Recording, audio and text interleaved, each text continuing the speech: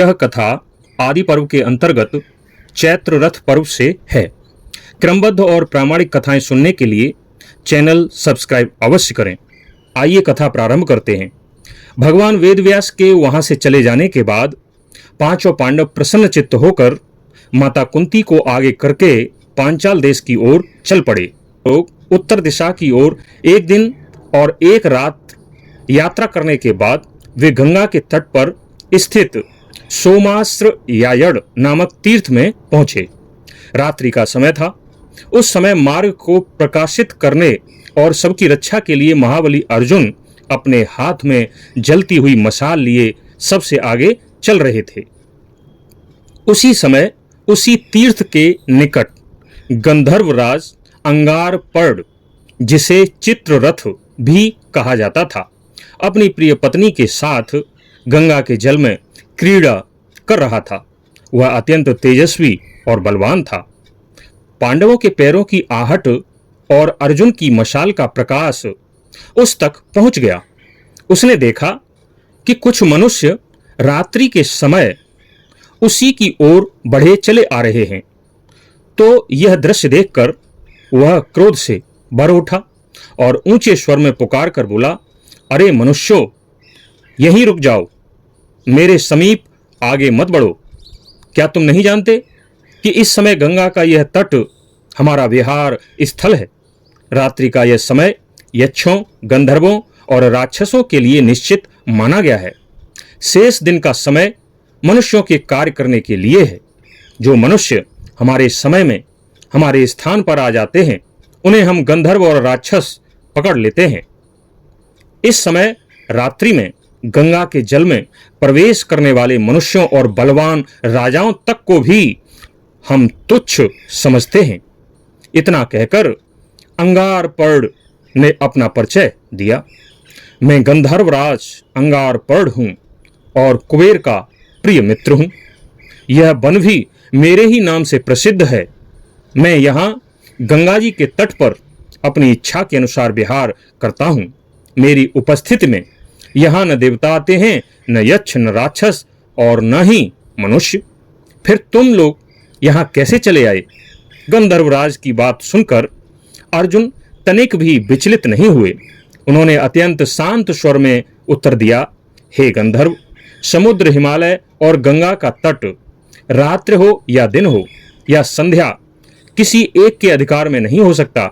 यह गंगा बड़ी ही पवित्र, कल्याणमयी और स्वर्गलोक की प्राप्ति कराने वाली देव नदी है। ऐसी पवित्र गंगा जी पर किसी को रोक लगाना सनातन धर्म नहीं है। अर्जुन का उत्तर सुनकर अंगारपर्ण का क्रोध और बढ़ गया। उसने तुरंत अपना धनुष उठाया और तीखे बाणों की वर्षा आरंभ कर दी। उधर महाबली अर्जुन ने भी जलती हुई मशाल एक ओर रखी और क्षण भर में अपने बाणों से गंधर्व के प्रत्येक प्रहार को निष्फल कर दिया। इसके बाद अर्जुन ने अपने पूजनीय गुरु द्रोणाचार्य से प्राप्त आग्नेयास्त्र का स्मरण किया और गंधर्व की ओर चल दिया।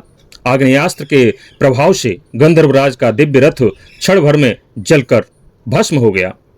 रथ नष्ट होते ही अंगारपर्ण का सारा अभिमान भी चूर हो गया। वह व्याकुल होकर भूमि पर गिर पड़ा। तभी महाबली अर्जुन आगे बढ़े। उन्होंने गंधर्व के सुंदर केश पकड़कर उन्हें घसीटते हुए अपने बड़े भाई धर्मराज युधिष्ठिर के सामने लाकर खड़ा कर दिया। उसी समय गंधर्वराज की पत्नी कुंभीनसी अत्यंत भयभीत अवस्था में धर्मराज युधिष्ठिर की शरण में आ गई। हाथ जोड़कर करोड़ स्वर में बोली, महाभाग, मेरे पति की रक्षा कीजिए, मैं आपकी शरण में आई हूं। उसकी दयनीय अवस्था देखकर धर्मराज युधिष्ठिर का हृदय करुणा से भर उठा। उन्होंने अर्जुन से कहा, हे अर्जुन, अब यह गंधर्व युद्ध में पराजित हो चुका है। इसका रथ नष्ट हो गया है।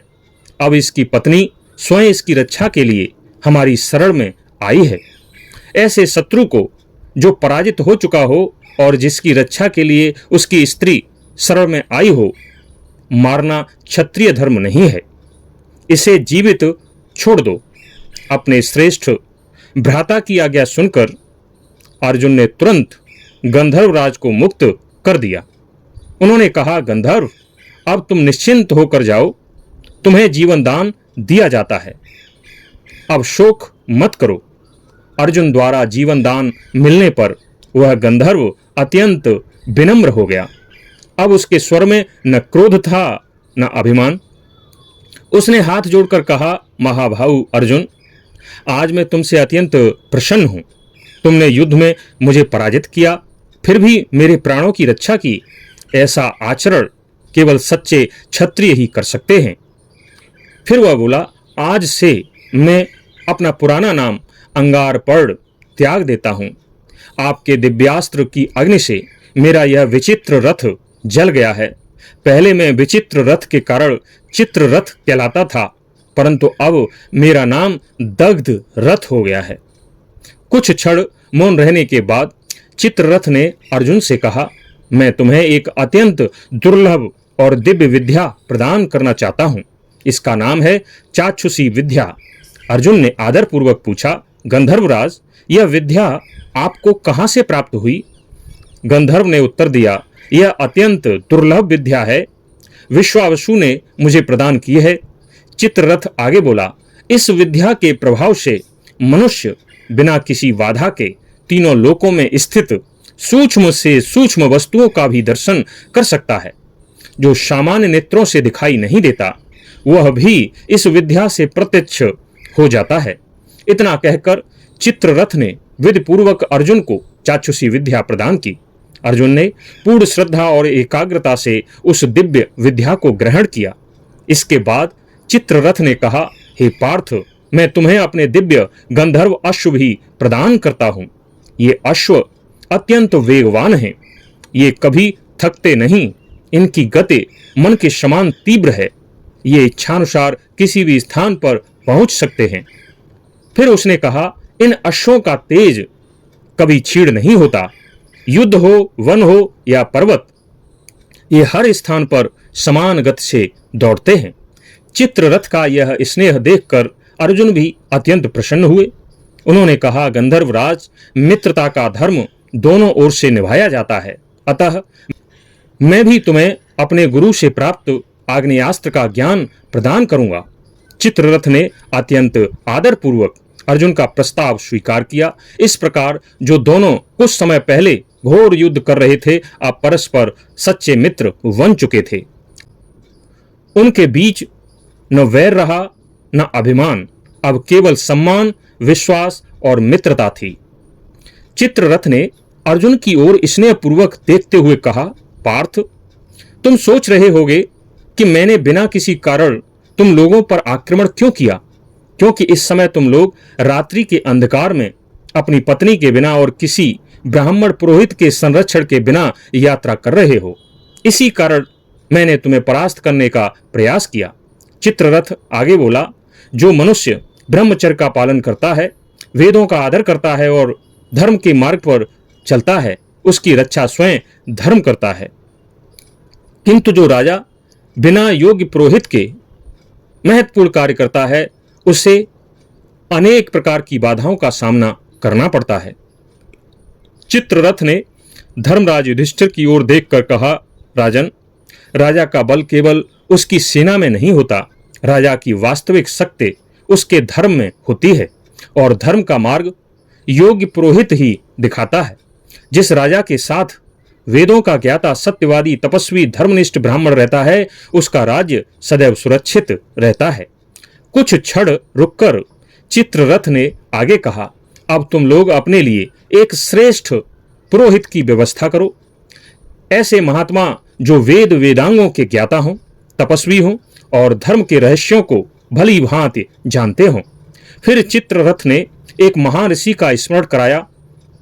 उसने कहा, महर्षि धौम्य, ऐसे ही महापुरुष हैं। वे अत्यंत तेजस्वी, महान तपस्वी और वेदों के परम विद्वान हैं।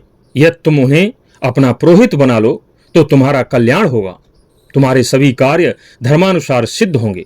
चित्ररथ की बातें सुनकर धर्मराज युधिष्ठिर अत्यंत प्रसन्न हुए। उन्होंने कहा, गंधर्वराज, आज तुमने केवल मित्रता ही नहीं निभाई, बल्कि हमें धर्म का महान उपदेश भी दिया है। पांचों पांडवों ने चित्ररथ का आदरपूर्वक सम्मान किया। चित्ररथ ने भी सबको मंगल कामनाएं दी।